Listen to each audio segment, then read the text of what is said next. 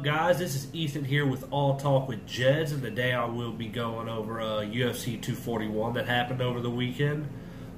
Just to give you guys a heads up, I was out last week with a bad flu and cold type deal, so I wasn't able to get a preview out, so sorry about that, but yeah, let's get this review going. My main focus here will be the top three fights on the card, but before I get to those, I'm going to give a couple shout-outs to some guys on the prelims. Drakkar Klose, I thought he looked good. He's been winning some fights here against like Lando Venata and Bobby Green, so yeah, I look forward to see where he's going at, even though he's kind of an ass on social media and in the fight a little bit, but I digress. Corey Sandhagen, I'm really interested in seeing where he's going. I saw him fight Yuri Alcantara. Yeah, I saw him fight Yuri last year, around this time last year. He got stuck in a bad armbar and toughed it out, and that brought some attention to him for me, and I was just like, wow, okay, this is a guy to keep an eye on. And this weekend he got a win over Rafael Assunção, who's very, very highly ranked. He has wins over TJ Dillashaw and Marlon Moraes, so if Sandhagen's able to take him out, then yeah, he's probably on his way to getting a contender fight or a title fight in his next fight, something like that. Kama Worthy had a good TKO win. Admittedly, I'm not too familiar with him and Devontae Smith, but I know that he was a big underdog going into that fight, so that's always cool to see. Derek Brunson, he looked all right. He looked more patient in there, which is good, but that dude's really got to learn to keep his hands down, his chin down, I might say. Get some just ugly in there. Needs to help his defense out.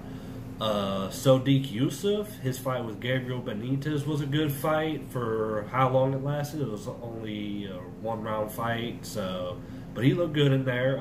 Survived a scary moment in there where he got dropped and came back to win the fight by KO. So, yeah, I look forward to seeing where he goes. But, yeah, let's get to these top three fights. All right, top three fights. Let's start with Yoel Romero versus Paulo Costa. This is everything you'd want from a fight where both those guys look how they look as far as physique and stuff goes. So, yeah, this was a damn good fight, and Yoel Romero has got to be made out of steel or something from the hits he can take. That dude is a fucking freak for, 42, something like that? I don't know his exact age. I know he's over 40, but yeah, that dude's a freak. As far as Paulo goes, I was impressed by the pace he put on Romero. That's kind of the way you got to beat Romero, as Robert Whittaker showed in their first fight. You got to make him work. And Paulo did a good job at making Romero work every minute for those 15 minutes. So, as far as the decision goes, I did score for Costa. I know there's a lot of controversy behind that, but a lot of people scored for Romero. I thought Paulo pretty convincingly won the first 2 rounds, give or take. In a 5-round fight, it looked like Romero was really turning it up in the 3rd round. So in a 5-round fight, who knows how it would have gone. But, yeah, I thought Paulo did enough to win the first 2 rounds. And, yeah, I do look forward to seeing him probably facing the winner of Israel and Whittaker. That's going to be a good fight in October. And then Paulo against either of those guys is going to be a good fight. But yeah, damn good fight from guys that was basically 2 gorillas, just well worthy of fighting tonight. Okay, co-main event: Anthony Pettis versus Nate Diaz. This is Nate Diaz's first fight in 3 years, I think, since the second Conor McGregor fight. Whatever. I don't want to be too judgmental as far as how they both. It was a fun fight. But I feel like personally I've seen both those guys look better. But I won't take away from the fight. It was a good fight.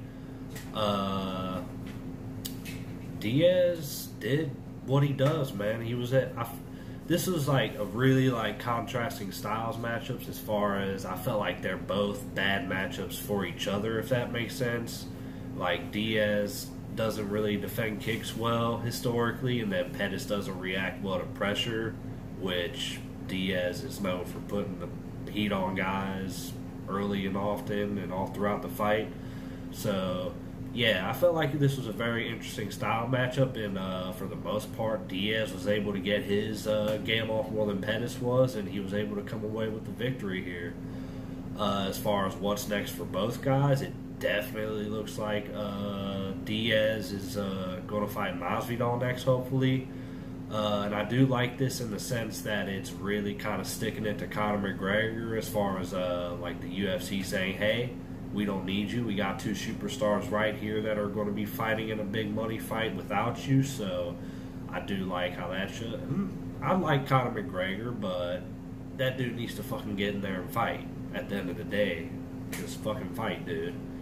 Don't be looking for specific money fights or for specific matchups. Just get in there and fucking fight. And then as far as Anthony Pettis goes, I'm not really too sure as far as specific matchups, but I know he's got a lot of options between 170 and 155. A lot of interesting fights in both weight classes. Those are the two best weight classes in my opinion. Throw 145 in there. But yeah, he's got a lot of options. But yeah, Nate Diaz looked good coming off a 3-year layoff. Like I said, I feel like I've seen both guys better, but good fight. Definitely a good fight. Okay, main event time. Daniel Cormier versus Stipe Miocic, the rematch from about a year ago for the heavyweight title. As an Ohio boy, I was really pumped when Stipe got the finish here. I saw him fight live in Cleveland against Alistair Overeem, so that'll always be a big notch under my belt, and he was a part of that. So yeah, I'll be a fan of Stipe Miocic for life. As far as the fight goes, it was really looking bad for Stipe, especially in those first 2 rounds. It's kind of weird seeing him take the shots that he took in that second fight, and then how he couldn't take the one shot DC landed to put him out in the first fight, because DC was hitting him hard and often. It was just wow, dude, fucking go down. But Stipe proved how much of a tough son of a bitch he is, and DC in there, man. He showed this happening in the Gustafsson fight too a couple years ago, where if he's having enough success in the stand-up, he won't go to his wrestling, even if his cornermen are just absolutely begging him to, and that really showed off here, really bad. I feel like he should have wrestled often, and if he did wrestle often, then the finish likely wouldn't have came how it did on his end.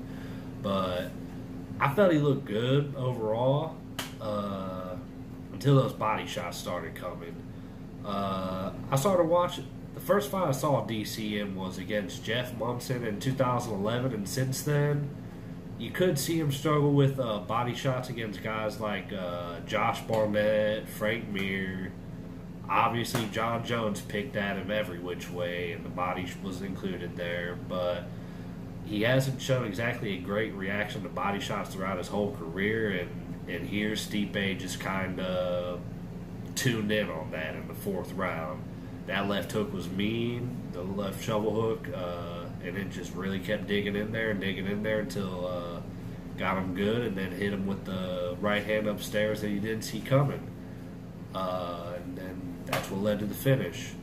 As far as what's next for both guys, obviously Stipe, it looks like he'll probably get Francis Ngannou next, depending on what Cormier does. And as far as retirement and stuff goes, we don't know what he's going to do next. As far as what Cormier is going to do, I won't mind seeing him retire, but I do feel like he does have a place still, whether he wants to fight at heavyweight or even light heavyweight. I would like to see him stick around at heavyweight, and if he does, a 3rd fight with Stipe would probably be the first option the UFC would go to, But yeah, damn good fight, damn good heavyweight title fight. Not really the most technical fight, but it really showed off each guy's toughness and grit, even if DC got finished. And yeah, always glad for the Ohio boy to get the win here. All right, that wraps up my UFC 241 review. Like I said, I was out with the cold last week, so sorry if I still sound a little bit congested. But yeah, till next time, I've been Ethan here with All Talk with Jeds, and peace out.